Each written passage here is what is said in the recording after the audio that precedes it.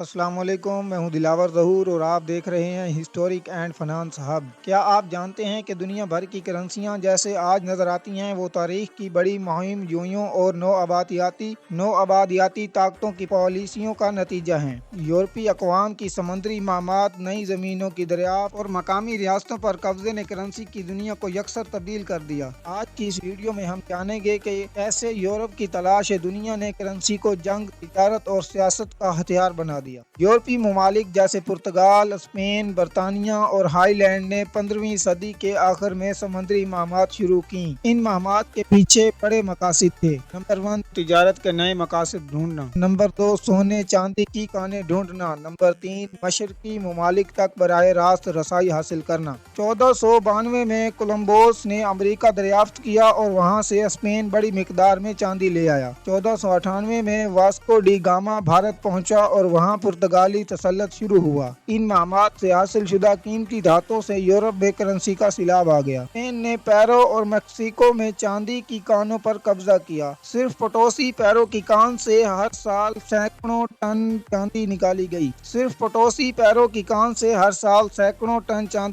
گئی۔ اس چاندی کو یورپ اور پھر ایشیا، خاص طور پر چین بھیجا گیا جہاں چاندی کا مطالبہ بہت زیادہ تھا۔ اس چاندی سے یورپی طاقتیں اپنے سکے بنانے لگیں اور بین الاقوامی تجارت میں غالب ہو گئیں۔ یورپی سکوں جیسے اسپین کا پیسٹا اور ریال پوری دنیا میں تسلیم کیے جانے لگے۔ جب یورپی طاقتیں ایشیا، افریقہ اور امریکہ میں نو آبادیاں قائم کرنے لگیں تو مقامی کرنسیوں کا نظام تباہ ہو گیا۔ ہندوستان میں مغل دور میں چاندی کا روپیہ رائج تھا، لیکن برٹش ایسٹ انڈیا کمپنی نے اپنا سکہ جاری کیا جس پر کمپنی کا نام اور برطانوی بادشاہ کی تصویر ہوتی تھی۔ یہ سکے کمپنی روپیہ کہلاتے تھے، جنہوں نے آہستہ آہستہ مغلیہ سکہ سسٹم کی جگہ لے لی۔ افریقی نو آبادیات میں CFA فرانک متعارف کرایا گیا، جو آج بھی مغربی افریقہ میں استعمال ہوتا ہے۔ موزمبیق، گوا اور برازیل میں پرتگالی سکے اور نوٹ رائج کیے گئے۔ یورپی اقوام کرنسی کو صرف مالیاتی نظام نہیں بلکہ ثقافتی تسلط کے لیے استعمال کرتی تھی۔ مقامی علامتوں کی جگہ یورپی بادشاہوں کے چہرے، سکے پر کرسچن سلیب، یورپی کوٹ آف آرمز یا یورپی زبان، نوٹوں پر انگریزی، فرانسیسی، ہسپانوی تحریریں، مقامی زبانوں اور روایات کو نظر انداز کیا گیا۔ کرنسی ایک نفسیاتی ہتھیار بن گئی جو مقامی لوگوں کو بار بار یاد دلاتی تھی کہ وہ غلام ہیں۔ یورپی تجارتی کمپنیوں نے اپنی کرنسی بھی جاری کی۔ برٹش ایسٹ انڈیا کمپنی سکہ پر کمپنی بہادر لکھا جاتا تھا۔ Dutch East India company VOC کے سکوں نے انڈونیشیا میں راج کیا۔ ان سکوں کا مقصد صرف مالیاتی کنٹرول نہیں بلکہ نفسیاتی اثر بھی ڈالنا تھا۔ جب نو آبادیاتی نظام کا خاتمہ ہوا، ممالک نے نئی آزاد کرنسی متعارف کرائیں۔ ہندوستان 1947 کے بعد اپنا نیا روپیہ، پاکستان 1948 میں پہلا پاکستانی روپیہ جاری ہوا۔ نائجیریا،